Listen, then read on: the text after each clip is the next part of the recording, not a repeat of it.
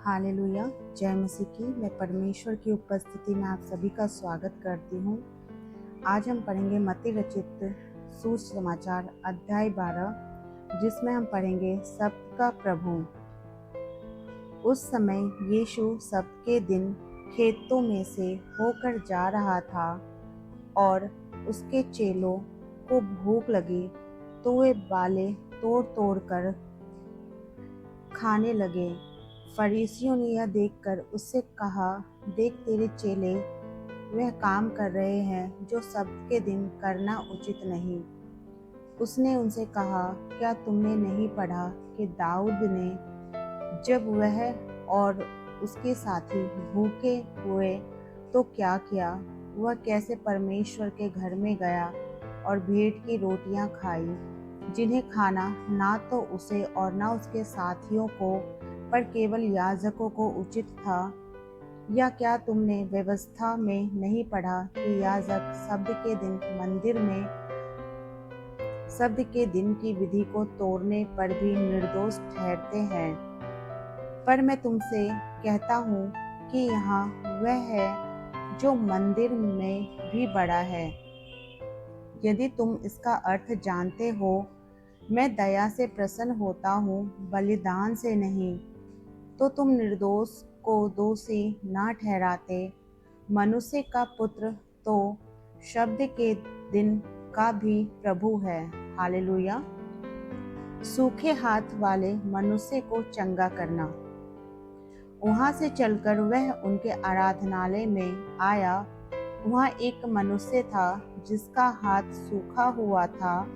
उन्होंने यीशु पर दोष लगाने के लिए उससे पूछा, क्या सब्त के दिन चंगा करना उचित है?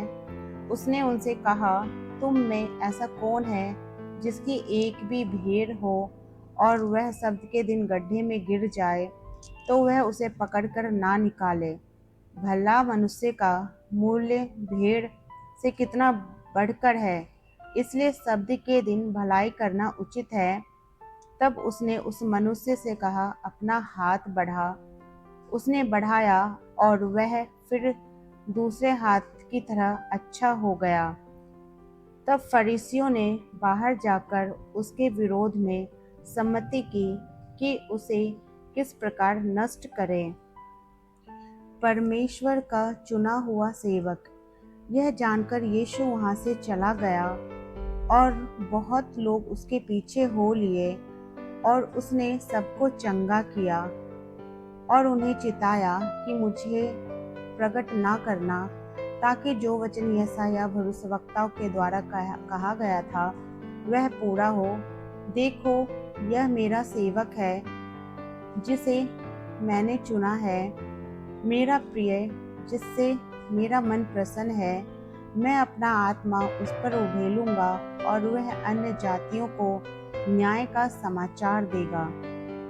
वह ना झगड़ा करेगा, ना धूम मचाएगा, और ना बाजारों में कोई उसका शब्द सुनेगा। वह कुचले हुए सरकंडों को भी तोड़ेगा और धुआं देती हुई बत्ती को ना बुझाएगा, जब तक वह न्याय को प्रबल ना कराए और अन्य जातियां उसके नाम पर आशा ना रखेगी। हालेलुया। अब हम पढ़ेंगे यीशु का बाल जबूल। जब लोग एक अंधे गूंगे को, जिसमें दुष्ट आत्मा थी, उसके पास लाए और उसने उसे अच्छा किया और वह बोलने और देखने लगा। इस पर सब लोग चकित होकर कहने लगे, यह क्या दाऊद की संतान है? परंतु फरीसियों ने यह सुनकर कहा, वह तो दुष्ट आत्माओं का सरदार बालजबूल की सहायता के बिना दुष्ट आत्मा को नहीं निकालता। उसने उनके मन की बात जानकर उनसे कहा, जिस किसी राज्य में फूट होती वह उजड़ जाता है, और कोई नगर या घराना जिसमें फूट होती है बना ना रहेगा। और यदि शैतान ही शैतान को निकाले तो वह अपना ही विरोधी हो गया है, फिर उसका राज्य कैसे बना रहेगा? भला यदि मैं शैतान की सहायता से दुष्ट आत्मा को निकालता हूँ, तो तुम्हारे वंश किसकी सहायता से निकालते हैं? इसलिए वे ही तुम्हारा न्याय करेंगे। पर यदि मैं परमेश्वर के आत्मा की सहायता से दुष्ट आत्मा को निकालता हूँ, तो परमेश्वर का राज्य तुम्हारे पास पहुँचा है। या कैसे कोई मनुष्य किसी बलवंत के घर में घुसकर उसका माल लूट सकता है, जब तक कि पहले वह उस बलवंत को ना बांध ले, तब वह उसका घर लूट लेगा। जो मेरे पास नहीं वह मेरे विरुद्ध में है, और जो मेरे साथ नहीं बटोरता वह बिखरता है। इसलिए मैं तुमसे कहता हूँ कि मनुष्य का सब प्रकार का पाप और निंदा क्षमा की जाएगी, परंतु पवित्र आत्मा की निंदा क्षमा ना की जाएगी। जो कोई मनुष्य के पुत्र के विरोध में कोई बात कहेगा, उसका यह अपराध क्षमा किया जाएगा, परंतु जो कोई पवित्र आत्मा के विरोध में कुछ कहेगा, उसका अपराध ना तो इस लोक में और ना परलोक में क्षमा किया जाएगा। पेड़ और उसका फल। यदि पेड़ को अच्छा कहो तो उसके फल को भी अच्छा कहो, या पेड़ को निकम्मा कहो तो उसके फल को भी निकम्मा कहो, क्योंकि पेड़ अपने फल ही से पहचाना जाता है। हे सांप के बच्चों, तुम बुरे होकर कैसे अच्छी बातें कह सकते हो? क्योंकि जो मन में भरा है वही मुंह पर आता है। भला मनुष्य मन के भले भंडार से भली बातें निकालता है, और बुरा मनुष्य बुरे भंडारों से बुरी बातें निकालता है। और मैं तुमसे कहता हूँ कि जो जो निकम्मी बातें मनुष्य कहेंगे, न्याय के दिन वे हर एक उस बात का लेखा देंगे। क्योंकि तू अपनी बातों के कारण निर्दोष और अपनी बातों ही के कारण दोषी ठहराया जाएगा। स्वर्गीय चिन्ह की मांग। इस पर कुछ शास्त्रियों और फरीसियों ने उससे कहा, हे गुरु, हम तुझसे एक चिन्ह देखना चाहते हैं। उसने उन्हें उत्तर दिया, इस युग के बुरे और भय विचार लोग चिन्ह ढूंढते हैं, परंतु योना भविष्यवक्ता के चिन्ह को छोड़ कोई और चिन्ह उनको ना दिया जाएगा।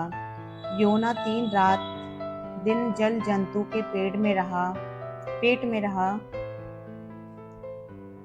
वैसे ही मनुष्य का पुत्र 3 रात 3 दिन पृथ्वी के भीतर रहेगा। निनवे के लोग न्याय के दिन इस युग के लोगों के साथ उठकर उन्हें दोषी ठहराएगा, क्योंकि उन्होंने योना का प्रचार सुनकर मन फिराया। और देखो, यहाँ वह है जो योना से भी बड़ा है।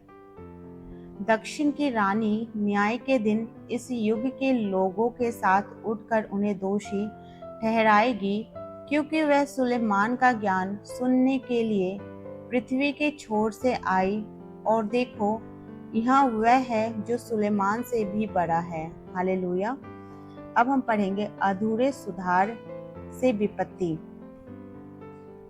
जब अशुद्ध आत्मा मनुष्य में से निकल जाती है, तो सूखी जगहों में विश्राम ढूंढती फिरती है और पाती नहीं। तब कहती है, मैं अपने उसी घर में जहाँ मैं निकली थी लौट जाऊंगी, और लौट कर उसे सूना, झाड़ा बुहारा और सजा सजाया पाती है। तब वह जाकर अपने से और बुरी 7 आत्माओं को अपने साथ ले आती है, और वह उसमें बैठ कर वहाँ वापस करती है, और उन्हें मनुष्य को पिछली दशा पहले से भी बुरी हो जाती है। इस युग के बुरे लोगों की दशा भी ऐसी ही होगी। हालेलुया। अब हम पढ़ेंगे यीशु की माता और भाई। जब वह भीड़ से बातें कर ही रहा था, तब उसकी माता और भाई बाहर खड़े थे और उससे बातें करना चाहते थे। किसी ने उससे कहा, देख, तेरी माता और तेरे भाई बाहर खड़े हैं और तुझसे बातें करना चाहते हैं। यह सुनकर उसने कहने वालों को उत्तर दिया, कौन है मेरी माता, कौन है मेरे भाई? और अपने चेलों की ओर अपना हाथ बढ़ाकर कहा, देखो, मेरी माता और मेरे भाई ये हैं। क्योंकि जो कोई मेरे स्वर्गीय पिता की इच्छा पर चले वही मेरा भाई और मेरी बहन और मेरी माता है। हालेलुया। परमेश्वर का धन्यवाद करती हूँ। इस वचन के पढ़े जाने एवं सुने जाने पे पिता आपको बहुतायत से आशीष दें। आमीन।